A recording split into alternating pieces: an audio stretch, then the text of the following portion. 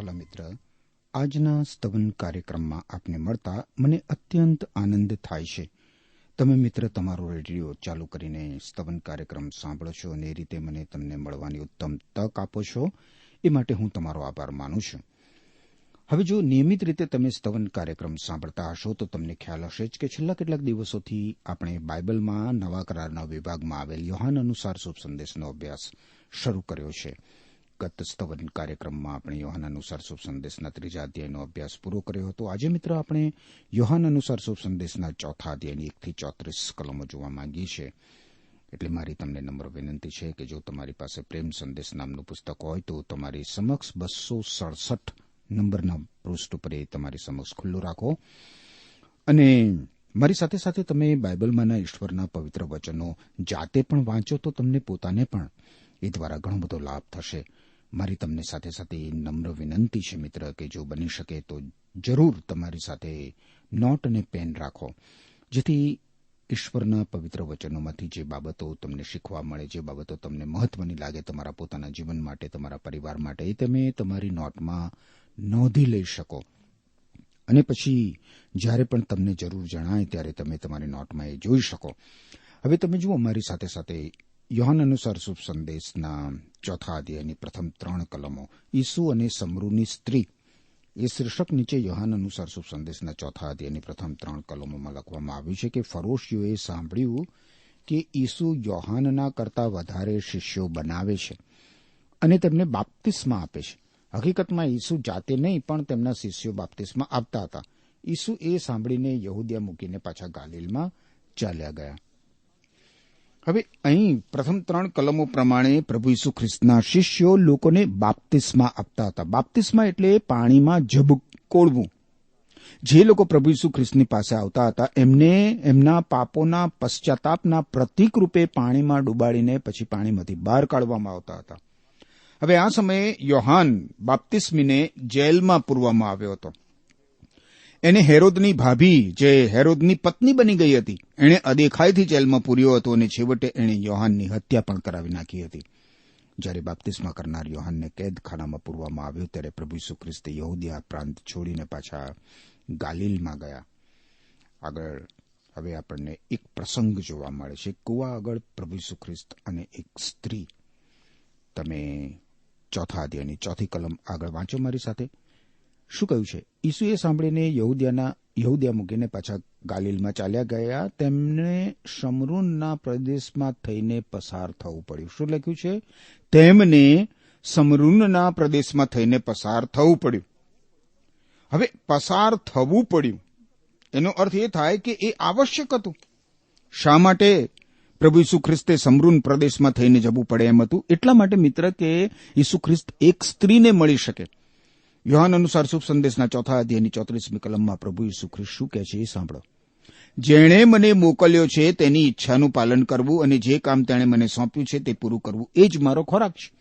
હવે ઈશ્વર પિતાની ઈચ્છા હતી કે ઈસુ ખ્રિસ્ત સમરૂન પ્રદેશમાં થઈને પસાર થાય, જેથી ઈશ્વર પિતાની ઈચ્છા પરિપૂર્ણ થાય અને એ જ પ્રમાણે એક અધિકારીનો પુત્ર મરણ પથારીમાંથી સાજો થાય. એટલા માટે સમરૂનમાં થઈને ઈસુ ખ્રિસ્ત ગાલિલમાં જઈ રહ્યા છે. 5મી કલમ જુઓ. તે સમરૂનમાં સુખાર ગામ પાસે આવ્યા. યાકૂબે પોતાના પુત્ર યોસેફને જે ખેતર આપ્યું હતું ત્યાંથી તે ગામ નજીક હતું. ઈસુ ખ્રિસ્ત સમરૂન પ્રાંતના સુખાર ગામ પાસે આવ્યા. ઈસુ ખ્રિસ્ત એક સ્ત્રીને અહીંયા મળે છે. સુખાર ગામની બાજુમાં ઉત્તર દિશામાં ગેરેઝીમ પર્વત હતો અને ત્યાં સમરૂની લોકોએ એક ભજન સ્થાન બનાવ્યું હતું. હવે પ્રભુ ઈસુ ખ્રિસ્ત બહુ જ હેતુસર સુખાર ગામની બહાર થઈને પસાર થવા માંગે છે. 6ઠ્ઠી કલમ જુઓ. ત્યાં યાકૂબનો કૂવો હતો અને મુસાફરીથી થાકેલા ઈસુ ત્યાં જ બેસી ગયા. તે વખતે બપોરનો સમય હતો. હવે આ સમય બપોરના 12 વાગ્યાનો હતો મિત્ર, 12 વાગ્યાનો. યહૂદી સમય પ્રમાણે 6ઠ્ઠો કલાક એટલે બપોરના 12 વાગ્યાનો સમય. પ્રભુ ઈસુ ખ્રિસ્ત એમની મુસાફરીથી ઘણા જ થાકી ગયા હતા અને એટલા માટે એ ગામની બહાર કૂવા ઉપર બેસી જાય છે. ઈસુ ખ્રિસ્ત થાકી ગયા અને બેસી ગયા. એ બાબત શું સૂચવે છે? એ બાબત સૂચવે છે કે ઈસુ ખ્રિસ્ત સંપૂર્ણ માણસ હતા અને સાથે સાથે ઈસુ ખ્રિસ્ત સંપૂર્ણ ઈશ્વર પણ હતા. ઈસુ ખ્રિસ્તે માણસ તરીકેનું રૂપ ધારણ નહોતું કર્યું. એ તો 100% મનુષ્ય હતા અને 100% ઈશ્વર પણ હતા. 7મી કલમ જુઓ. એક સમૃદ્ધની સ્ત્રી પાણી ભરવા આવી. ઈસુએ તેને કહ્યું, મને પાણી આપીશ? ભર બપોરે આ સ્ત્રી પાણી ભરવા માટે આવે છે સુખાર ગામની બહાર. શા માટે ભર બપોરે? એટલા માટે કે આ સ્ત્રી એક દુરાચારી સ્ત્રી છે. એનું જીવન ભ્રષ્ટ છે, પાપિષ્ટ છે. નૈતિક રીતે એનું જીવન ભયંકર દુર્ગંધ મારતું કલંકિત જીવન. આજની ભાષામાં આપણે એને વર્ણવવી હોય તો એને વંઠેલ કહી શકાય કે લફંગી કહી શકાય. આ સમૃદ્ધની સ્ત્રીનું કોઈ જ માન કે ઇજ્જત ગામમાં નહોતી. સમાજ એના પ્રત્યે ધિક્કારની, તિરસ્કારની દ્રષ્ટિથી જોતો હતો. ઈસુ ખ્રિસ્ત આવી સ્ત્રીને મળે છે અને આ સ્ત્રી સાથે બહુ ધીરજપૂર્વક અને શાંતિથી વાત કરે છે. ઈસુ ખ્રિસ્ત આ સ્ત્રીને વિનંતી કરે છે કે મને પીવા માટે પાણી આપો ને બેન. આ સ્ત્રી ઈસુ ખ્રિસ્ત પર રહેમ કરે એ રીતે પ્રભુ ઈસુ ખ્રિસ્ત વિનંતી કરે છે. જીવંત ઈશ્વર પુત્ર પ્રભુ ઈસુ ખ્રિસ્ત, ખુદ ઈશ્વર, પાપમાં ડૂબેલી વ્યક્તિ પ્રત્યે તમે જુઓ મિત્ર કેટલી હદે દયા દર્શાવે છે. ખુદ જીવનનું પાણી માટે વિનંતી કરે છે. 8મી અને 9મી કલમમાં કેવો ઉત્તર મળે છે. તેમના શિષ્યો ખાવાનું ખરીદવા ગામમાં ગયા હતા. તે સ્ત્રીએ જવાબ આપ્યો, તમે યહૂદી છો, પણ હું તો સમૃદ્ધની છું. તમે મારી પાસે પાણી કેમ માંગો છો? કારણ કે યહૂદીઓ સમૃદ્ધીઓની આભડછેટ રાખતા. ઈસુ ખ્રિસ્ત સમૃદ્ધની સ્ત્રી પાસેથી પાણી માગે છે અને એમના શિષ્યો સમૃદ્ધની ગામમાંથી સમૃદ્ધીને ત્યાં બનેલું ભોજન ખરીદવા ગયા છે. આ હકીકત શું બતાવે છે મિત્ર? આ હકીકત આપણને એ બાબત બતાવે છે કે ઈસુ ખ્રિસ્ત અને એમના શિષ્યો પણ સમૃદ્ધની લોકો પ્રત્યે કોઈ પણ પ્રકારનો પૂર્વગ્રહ રાખતા નથી. ઈસુ ખ્રિસ્ત પોતે પણ યહૂદી હતા અને એમ છતાં તેમણે હલકા ગણાતા સમૃદ્ધની પ્રત્યે બહુ જ નરમાશવાળું અને પૂર્વગ્રહ વગરનું વલણ દાખવ્યું. એટલા માટે કે ઈસુ ખ્રિસ્ત આ દુનિયામાં આવા લોકોના ઉદ્ધાર માટે પણ આવ્યા હતા. યાદ રાખો, ઈશ્વર માત્ર ધનિકો અને કહેવાતા ઉચ્ચ વર્ગના લોકોના જ ઈશ્વર નથી. ઈશ્વર તો સર્વના ઈશ્વર છે, સર્વના પ્રભુ છે. જો ઈશ્વર ભેદભાવ રાખે, પૂર્વગ્રહ રાખે, ઊંચ નીચ નાત જાતના ભેદભાવ રાખે, પક્ષપાત રાખે, તો પછી ઈશ્વર કહેવાય કેવી રીતે? પાપી માણસે પોતાના સ્વાર્થ માટે ઊંચ નીચના વાળા બનાવ્યા છે મિત્ર. ઈશ્વર તો માનવીને માનવ તરીકે જુએ છે, કારણ કે ઈશ્વરે માનવીને પોતાના જ હાથો વડે માનવીને સર્જ્યો છે. શું એક માં અથવા તો એક પિતા પોતાના બાળકોની વચમાં ઊંચ નીચનો ભેદભાવ રાખી શકે? સાધારણ રીતે માત પિતાને મન તો બધા જ બાળકો સરખા હોય છે. તો પછી સર્જનહાર ઈશ્વર કેવી રીતે માનવીને જુદી જુદી રીતે વિભાજિત કરી શકે? પ્રત્યેક માનવને પાપનો રોગ લાગ્યો છે અને એનો ઇલાજ મિત્ર માત્ર પ્રભુ ઈસુ ખ્રિસ્ત છે. 9મી કલમ જુઓ. તે સ્ત્રીએ જવાબ આપ્યો, તમે યહૂદી છો, પણ હું તો સમૃદ્ધની છું. તમે મારી પાસે પાણી કેમ માંગો છો? કારણ કે યહૂદીઓ સમૃદ્ધીઓની વાપરછેટ રાખતા હતા. એક સમૃદ્ધની સ્ત્રી પ્રભુ ઈસુ ખ્રિસ્તની વિનંતીને તમે જુઓ ઠુકરાવી દે છે. પ્રભુ સામે ચાલીને એની પાસે પીવા માટે પાણી માંગે છે, પણ આ સ્ત્રી પાણી આપવાનું ટાળે છે અને એની પાસે એનું કારણ છે. એ છે અસ્પૃશ્યતા, આભડછેટ. પરંતુ આ સ્ત્રીને એ ખબર નથી કે જેણે એનું સર્જન કર્યું છે, જેણે પૃથ્વીના પ્રત્યેક માનવીનું સર્જન કર્યું છે, જે ખુદ જીવનનું જળ છે, એ મારી પાસે પાણી માંગી રહ્યા છે. ઈશ્વર પુત્ર પ્રભુ ઈસુ ખ્રિસ્ત અસ્પૃશ્યતાના, આભડછેટના કલંકને પણ દૂર કરે છે, કારણ કે એ ઈશ્વર છે મિત્ર. માનવી બીજા માનવીના સ્પર્શ દ્વારા, ખોરાક કે પાણી દ્વારા કેવી રીતે અભડાઈ શકે મિત્ર? પાપી સ્વભાવ ધરાવતો માનવી બીજા કરતા સારો છે, એનો દેખાડો કરતા એ ધરાતો નથી, પણ પ્રભુ ઈસુ ખ્રિસ્ત આ કલંકને દૂર કરે છે. 10મી કલમ. ઈસુએ જવાબ આપ્યો, ઈશ્વર કેવું દાન આપી શકે છે અને તારી પાસે પાણી માંગનાર વ્યક્તિ કોણ છે તેની તને ખબર હોત તો તે તેની પાસે માંગણી કરી હોત અને તેણે તને જીવનનું પાણી આપ્યું હોત. જીવનનું પાણી. ઈસુ ખ્રિસ્ત હવે એની સાચી જરૂરિયાત પ્રત્યે ધ્યાન દોરે છે. આ સમૃદ્ધની સ્ત્રીની જે સાચી જરૂરિયાત છે ને, એના તરફ એનું ધ્યાન દોરે છે. આવું જ્યારે બને છે ત્યારે આ સ્ત્રીમાં જિજ્ઞાસા ઉત્પન્ન થાય છે. એનું વલણ એકાએક બદલાઈ જાય છે. 11 અને 12 કલમ જુઓ. તે સ્ત્રીએ કહ્યું કે સાહેબ, તમારી પાસે ડોલ નથી અને કૂવો તો ઊંડો છે. તમે જીવનનું પાણી કેવી રીતે આપી શકો? અમારા પૂર્વજ યાકોબે આ કૂવો અમને આપ્યો. તેણે એના પુત્રોએ અને તેના ઢોર ઢાંકે એમાંથી જ પાણી પીધું હતું. તમે એના કરતા પણ શું મહાન છો? આ સ્ત્રી બહુ જ જિજ્ઞાસાથી પ્રભુ ઈસુ ખ્રિસ્તને પ્રશ્ન પૂછે છે કે સાહેબ શબ્દનું સંબોધન કરે છે. આ અગાઉ એણે સાહેબ શબ્દ વાપર્યો નહોતો. આ અગાઉ તો એ ઉદ્ધત અને અવ્યવહારુ લાગતી હતી, પરંતુ હવે એ બદલાય છે. આ સ્ત્રી અહીં માત્ર પોતાની ભૌતિક અથવા તો શારીરિક જરૂરિયાત વિશે જ વિચારી રહી છે. એ સિવાય વધારે વિચારી શકવાની એનામાં ક્ષમતા નથી. અને અહીંયા આપણને આપણો પોતાનો સ્વભાવ જોવા મળે છે મિત્ર. એ વાતને પણ ધ્યાનમાં લેવા જેવી છે કે મિત્ર, આ સ્ત્રીને પોતાની જાતને ઇઝરાયેલના પૂર્વજ યાકોબની સાથે સરખાવે છે. આ સ્ત્રી પોતાની જાતને ઇઝરાયેલના પૂર્વજ યાકોબ સાથે બહુ જ હેતુસર, ઈરાદાપૂર્વક એની ઈસુ ખ્રિસ્તને એ હકીકત જણાવે છે કે અમે સમરૂની છીએ, યાકૂબના વંશજો, અમે પણ યહૂદીઓ છીએ. આગળ 13 અને 14 કલમ જુઓ. ઈસુએ કહ્યું, જે કોઈ આ પાણી પીવે તેને ફરીથી તરસ લાગવાની, પરંતુ જે પાણી હું આપું તે જો કોઈ પીવે તો તેને કદી તરસ લાગશે નહીં. જે પાણી હું આપીશ તે તેના અંતરમાં ઝરણું બની રહેશે, તેને જીવનનું પાણી પૂરું પાડશે અને તેને સાર્વકાલિક જીવન આપશે. પ્રભુ ઈસુ ખ્રિસ્ત આ સ્ત્રીને કેટલા બધા સ્પષ્ટ શબ્દોમાં કહે છે કે ઈસુ ખ્રિસ્ત કોઈ ભૌતિક પાણીની વાત નથી કરતા. ઈસુ ખ્રિસ્ત યાકૂબના કૂવાના પાણીની પણ વાત નથી કરતા. અહીંયા પ્રભુ ઈસુ ખ્રિસ્ત એક વિરોધાભાસ ઉભો કરે છે. આજે પણ માનવી સ્વાભાવિક અને સહજ રીતે માત્ર ભૌતિક બાબતોનો જ વિચાર કર્યા કરે છે. એની પાછળ આંધળી દોટ મૂક્યા કરે છે. મોટે ભાગે કોઈ આત્મિક કે આધ્યાત્મિક વાતો શોધતું નથી હોતું. પણ હવે પ્રભુ ઈસુ ખ્રિસ્ત આ સ્ત્રીમાં આધ્યાત્મિક તૃષા ઉત્પન્ન કરે છે કે જે પાણી હું આપીશ તે એના અંતરમાં ઝરણું બની રહેશે અને એને જીવનનું પાણી પૂરું પાડશે અને એને સાર્વકાલિક જીવન આપશે. આ છે પ્રત્યેક માનવીની મૂળભૂત જરૂરિયાત. પણ એ પ્રત્યે માનવી બેધાન બને છે. બેધ્યાન, કારણ કે એ માત્ર ભૌતિક અને શારીરિક વાના જ શોધ્યા કરતો હોય છે. 15મી કલમ જુઓ. સ્ત્રીએ કહ્યું કે સાહેબ, એ જ પાણી મને આપો જેથી મને ફરી તરસ લાગે નહીં અને અહીં આવીને મારે પાણી ખેંચવું પડે નહીં. એને આત્મિક રીતે આ સ્ત્રી તરસી છે, તૃષિત છે, અને એમ છતાં ફરીથી માત્ર શારીરિક તૃષાની જ, શારીરિક જરૂરિયાતની જે વાત કરે છે. વાસ્તવિક અને અંગત અનંત જરૂરિયાતને, સાચી અને કાયમી જરૂરિયાતને छिपाવવા માટે માણસ ક્ષણિક અને થોડા સમયની જરૂરિયાતને પામવાની ઈચ્છા રાખે છે. જાણી જોઈને વાસ્તવિકતા જે છે એને છુપાવે છે અને થોડામાં, ભૌતિકમાં સંતોષ માણવાનો એ ઢોંગ કરે છે. 16મી કલમ જુઓ. ઈસુએ કહ્યું કે જા, તારા પતિને બોલાવી લાવ. આ તો ચોંકાવનારી વાત છે. આ બહુ જ મોટો ફટકો છે.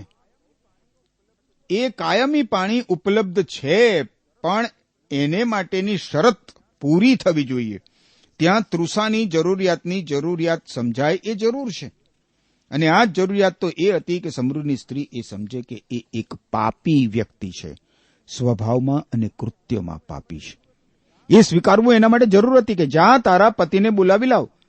હવે આ વિષય એને અંગત રીતે સ્પર્શતો વિષય છે. હવે એણે પોતાની ગંભીર સ્થિતિ પ્રત્યે બેધ્યાન એ બને છે, આંખ આડા કાન કરે છે. 17 અને 18 કલમ તમે જુઓ. સ્ત્રી કહે છે, મારે પતિ નથી. ઈસુએ કહ્યું, વાત તારી સાચી, તારે પતિ નથી. તું 5 પુરુષો સાથે રહી છે અને અત્યારે જેની સાથે રહે છે તે તારો પતિ નથી. તારું કહેવું તદ્દન સાચું છે. 5 પતિઓ હોવા છતાં એની પાસે એની સાથે એક પણ પતિ નહોતો. એ અત્યારે એક માણસની સાથે વ્યભિચારમાં જીવી રહી હતી. ઈસુ ખ્રિસ્ત આ સ્ત્રીને એના પાપ પ્રત્યે સભાન કરે છે. અને આ દ્વારા આપણને પણ એ જ જણાવે છે મિત્ર કે આપણે જ્યારે ઈસુ ખ્રિસ્તની પાસે જવા માંગીએ ત્યારે આપણા પાપથી આપણે સભાન થવાની જરૂર છે. આપણે પાપની સાથે કામ પાર પાડવું જ પડે. જે કંઈ ગુપ્ત અને ઢંકાયેલું છે એ ખુલ્લું થવું જ જોઈએ. છુપાવવાથી કોઈ ઈલાજ થતો નથી મિત્ર. અહીંયા તમે જુઓ, એક સ્ત્રી છે જે ગામની બીજી સ્ત્રીઓમાં જાણીતી નહોતી, પણ ગામના પુરુષોથી વધારે જાણીતી હતી.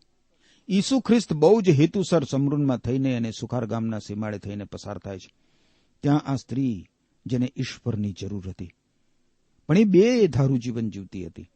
એ પોતાની જે આત્મિક જરૂરિયાત છે એ પ્રત્યે તદ્દન બેદરકાર હતી. અને ઈસુ ખ્રિસ્ત એને ઉગારવા માટે, એના દુષ્કર્મોના બંધનોમાંથી, એના પાપોની શિક્ષામાંથી એનો ઉદ્ધાર કરવા માટે સમરૂનમાં થઈને પસાર થાય છે.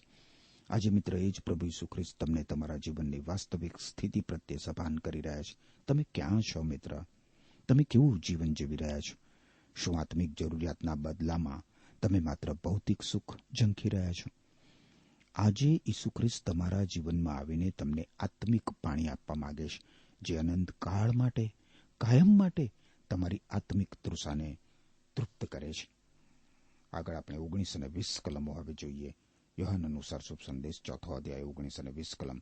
તે સ્ત્રીએ કહ્યું કે સાહેબ, તમે ઈશ્વરના સંદેશવાહક લાગો છો. અમારા પૂર્વજો આ પર્વત પર ઈશ્વરનું ભજન કરતા, પરંતુ તમે યહૂદીઓ કહો છો કે એકમાત્ર યરૂશાલેમમાં જ ઈશ્વરનું ભજન કરવું જોઈએ. જો મિત્ર, હવે આ સ્ત્રી કેવી ધાર્મિક વાત કરવા લાગે છે. એણે પ્રભુ ઈસુ ખ્રિસ્તને કહ્યું કે સાહેબ, તમે ઈશ્વરના સંદેશવાહક લાગો છો. અને એમ કહીને એ પોતાનો વિષય ધાર્મિક બનાવી દે છે. તમે ઈશ્વરનું ભજન કરવા ક્યાં જાઓ છો? આ ગેરિઝીમ પર્વત ઉપર કે પછી યરૂશાલેમમાં? હવે એ જમાનામાં આને માટે ઘણી બધી દલીલો થતી હતી. ઈશ્વરનું ભજન ક્યાં કરવું? યરૂશાલેમમાં કે ગેરિઝીમ પર્વત ઉપર, કે જ્યાં સમરૂનીઓ ભજન કરતા હતા? આ સ્ત્રીની માફક આજે પણ ઘણા બધા લોકો, મોટા ભાગના લોકો મિત્ર, માત્ર ધાર્મિક ચર્ચા અને ધાર્મિક દલીલો જ કરવા માંગે છે, પણ એ પ્રમાણેનું જીવન જીવતા નથી. આપણે પાપને ઢાંકીને ઉપર છેલ્લી સારી સારી વાતો કરવા માંગતા હોઈએ છીએ. આપણે જીવંત ઈશ્વરને નહીં, પણ નિર્જીવ જગ્યાઓને, નિર્જીવ સ્થાનોને મહત્વ આપીએ છીએ. આપણે ઈશ્વરનું ભજન કરવાને બદલે ભવ્ય ઇમારતોનું અને સ્થૂળ ચીજ વસ્તુઓનું ભજન કરીએ છીએ. મિત્ર, 21 અને 22મી કલમ જુઓ. ઈસુએ તેને કહ્યું કે બહેન, મારી વાત માન. એવો સમય આવી રહ્યો છે જ્યારે માણસો ઈશ્વર પિતાનું ભજન આ પર્વત પર કે યરૂશાલેમમાં કરશે નહીં. તમે સમરૂનીઓ કોનું ભજન કરો છો તે જાણતા નથી, પણ અમે યહૂદીઓ કોનું ભજન કરીએ છીએ તે જાણીએ છીએ, કારણ ઉદ્ધાર યહૂદીઓમાંથી આવવાનો છે. આ સ્ત્રીનો પ્રશ્ન હતો કે ઈશ્વરનું ભજન ક્યાં કરવું? જાણે ઈશ્વર કરતા સ્થળનું મહત્વ વધારે હોય એવું લાગે. એના ઉત્તરમાં પ્રભુ ઈસુ ખ્રિસ્ત તેને કહે છે કે સમરૂનીઓ આ પહાડમાં કે યરૂશાલેમમાં પ્રભુનું ભજન કરે, ઈશ્વરનું ભજન કરે, આ બધા સ્થળો મહત્વના નથી. પરંતુ હવે તો એવો સમય આવ્યો છે અને હાલ આવી જ ગયો છે કે જ્યારે સાચા ભાવિકો પરમપિતાનું ભજન ખરા દિલથી અને સચ્ચાઈથી કરશે. 23 અને 24 કલમ. પરંતુ એવો સમય આવી રહ્યો છે, અરે હાલ આવી ચૂક્યો છે, કે જ્યારે સાચા ભાવિકો પરમપિતાનું ભજન ખરા દિલથી અને સચ્ચાઈથી કરશે. પરમપિતા એવી ભક્તિ કરનાર ભાવિકોની જ શોધમાં છે. ઈશ્વર આત્મ સ્વરૂપ છે, અને જેઓ તેનું ભજન કરે તેમણે તેમનું ભજન ખરા દિલથી અને સચ્ચાઈથી કરવું જોઈએ. 24મી કલમ નીચે લીટી દોરી લો મિત્ર. પ્રેમ સંદેશ નામના તમારા પુસ્તકમાં 24મી કલમ. ઈશ્વર આત્મ સ્વરૂપ છે, અને જેઓ તેનું ભજન કરે તેમણે તેમનું ભજન ખરા દિલથી અને સચ્ચાઈથી કરવું જોઈએ. ઈશ્વરનું ભજન ક્યાં કરવું એ મહત્વનું નથી, પણ એ કેવી રીતે થાય છે એ મહત્વનું છે.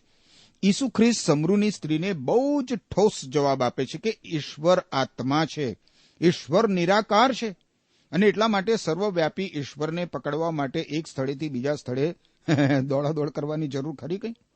અરે, તમે ઈશ્વરનું ભજન કેવી રીતે કરો છો એ મહત્વનું છે, ક્યાં કરો છો એ નહીં. તમે ઈશ્વરનું ભજન કરો છો એ મહત્વનું છે, સ્થળ નથી મહત્વનું. આજે આપણે મિત્ર ઈશ્વરનું ભજન કરવાને બદલે સ્થળનું ભજન કરીએ છીએ. ઈશ્વરને માન, મહિમા, સન્માન અને મહત્વ આપવાને બદલે સ્થળને, જગ્યાને, ઇમારતોને મહત્વ આપીએ છીએ. ઈશ્વર તો આત્મા છે, અને જેઓ ઈશ્વરનું ભજન કરે તેમણે તેમનું ભજન ખરા દિલથી અને સચ્ચાઈથી કરવું જોઈએ. 25મી કલમ જુઓ. તે સ્ત્રીએ કહ્યું, હું જાણું છું કે મસીહ એટલે ઈશ્વરનો અભિષેક આવશે, અને જ્યારે તે આવશે ત્યારે અમને બધું જ કહી બતાવશે. આ સમરૂની લોકો પણ ઈશ્વરના અભિષિક્તની, મસીહની રાહ જોતા હતા. એ લોકો પણ આમ માણસની જેમ ધાર્મિક તો હતા, પણ આત્મિક નહોતા. ઉદ્ધારનાર ઈશ્વરનો અભિષિક્ત એ તો ઈસુ ખ્રિસ્ત છે. મિત્ર, આજથી 2000 વર્ષ પૂર્વે ઈસુ ખ્રિસ્ત માનવીના ઉદ્ધાર માટે આવી ગયા છે. હવે તો તેઓ બીજી વાર સમગ્ર માનવજાતનો ન્યાય કરવા આવવાના છે. જે લોકો પ્રભુ ઈસુ ખ્રિસ્ત પર વિશ્વાસ મૂકે છે અને સત્ય ઈશ્વરનું સચ્ચાઈથી ભજન કરે છે, આત્માથી ભજન કરે છે, એ સર્વને પ્રભુ ઈસુ ખ્રિસ્ત પોતાની સાથે લઈ જશે, પણ બાકીના લોકોને અનંતકાળ માટે વિનાશ વરી લેવો પડશે. 26મી કલમ જુઓ. ઈસુએ જવાબ આપ્યો, હું તે જ છું, હું કે જે તારી સાથે વાત કરી રહ્યો છું. સમરૂની સ્ત્રી પણ મસીહ અથવા ઈશ્વરના અભિષિક્તના આગમનની રાહ જોતી હતી, એ તમે જુઓ મિત્ર. અને એટલે પ્રભુ ઈસુ ખ્રિસ્ત તેને સાફ રીતે જાહેર કરી દે છે, પ્રગટ કરી છે કે એ હું જ છું. હવે પ્રતીક્ષા કરવાની જરૂર નથી. આ પાપી સ્ત્રીએ મોઢ પોતાના ઉદ્ધારકને, મુક્તિદાતાને જોયા. એ મુક્તિદાતા એની સામે જ ઊભા છે અને તેને જીવંત પાણી આપવા જણાવી રહ્યા છે. આજે મિત્ર, મારો અને તમને આ જ પ્રશ્ન છે કે તમે ગમે તે હો, ગમે ત્યાં હો, ગમે તેવી સ્થિતિમાં હો, શું તમે અંગત રીતે પ્રભુ ઈસુ ખ્રિસ્તની સાથે સીધા સંબંધમાં આવ્યા છો? ઈસુ ખ્રિસ્ત કહે છે કે જે સત્યને તમે શોધો છો, જે ઈશ્વરને તમે ઝંકો છો, તે હું જ છું. હવે ઈશ્વરને શોધવાની જરૂર નથી, માત્ર ઈસુ ખ્રિસ્ત પર વિશ્વાસ કરવાની જરૂર છે, કારણ કે ઈસુ ખ્રિસ્ત ઈશ્વર છે. 27-29 કલમો હવે તમે જુઓ મારી સાથે સાથે. તે જ વખતે ઈસુના શિષ્યો પાછા આવ્યા અને તેમને એક સ્ત્રી સાથે વાત કરતા જોઈને આશ્ચર્યમાં પડી ગયા. તમારે શું જોઈએ છે અને તમે તેની સાથે શા માટે વાત કરો છો? એવું કોઈએ પૂછ્યું નહીં. આગળ 28 અને 29 કલમો. પછી તે સ્ત્રી પોતાનો ઘડો ત્યાં જ મૂકીને ગામમાં પાછી ગઈ અને લોકોને કહ્યું, આવો અને મેં અત્યાર સુધી જે કર્યું તે બધું જ જેણે કહી દેખાડ્યું તે માણસને જુઓ. શું તે મસીહ હોઈ શકે? આ વ્યભિચારિણી પાપી સ્ત્રી પ્રભુ ઈસુ ખ્રિસ્ત પર વિશ્વાસ મૂકે છે. ઈસુ ખ્રિસ્ત ઈશ્વરના અભિષિક્ત છે એ એણે સ્વીકારી લીધું. એના જીવનમાંથી, એના હૃદયમાંથી પાપનો ભાર, પાપનો બોજ દૂર થઈ ગયો. હવે તો એ હળવી ફૂલ બની ગઈ. પાપને લીધે દોષિત ભાવનાથી એ કેટલી બધી પીડાતી હતી, પણ હવે એમાંથી મુક્ત થઈ ગઈ. 28મી કલમમાં જણાવ્યા પ્રમાણે એ સ્ત્રીએ પોતાનો ઘડો ત્યાં જ મૂકી દીધો, ત્યાં જ, અને ગામમાં દોડી ગઈ. ગામમાં જઈને એને બધા લોકોને કહી સંભળાવ્યું કે મને મસીહ મળ્યા છે, મુક્તિદાતા મળ્યા છે, આવો અને જુઓ. જેને નવું જીવન મળ્યું છે ને મિત્ર, જેને પોતાના પાપોની ક્ષમા પ્રાપ્ત થઈ છે, એ હવે બીજાઓને ઈશ્વરની પાસે લાવનાર બને છે. થોડા જ સમય અગાઉ આ સ્ત્રી શરમની મારી ખરા બપોરે પાણી ભરવા માટે આવી હતી. ગામ લોકોની આંખોથી બચતી શરમાતી હતી ગામ લોકોથી. જ્યારે લોકો ઘરમાં હોય, કામમાં હોય, ત્યારે એકાંતમાં એ બહાર નીકળી શકતી હતી, પરંતુ હવે તો એ ગામ લોકોને ઈસુ ખ્રિસ્તની પાસે લાવે છે. જીવન પરિવર્તન થતા તમે જુઓ, વ્યક્તિ ધાર્મિક નથી પણ આત્મિક બની જાય છે. હવે એ માત્ર ચર્ચા નથી કરતી, દલીલો નથી કરતી, પણ આત્મિક સચ્ચાઈ પ્રગટ કરે છે. એને જે મળ્યું છે તે અન્યને પણ મળે, એ માટે એ બીજાઓને પ્રભુ ઈસુ ખ્રિસ્તની પાસે દોરી લાવનાર બની જાય છે. 30મી કલમ જુઓ શું કહે છે. તેથી તેઓ ગામ બહાર ઈસુની પાસે ગયા. આ સ્ત્રીના લીધે લોકો ગામ બહાર પ્રભુ ઈસુ ખ્રિસ્તની પાસે આવ્યા. આ સ્ત્રીએ સાક્ષી પૂરી, એણે ઈસુ ખ્રિસ્ત માટે સાક્ષી આપી.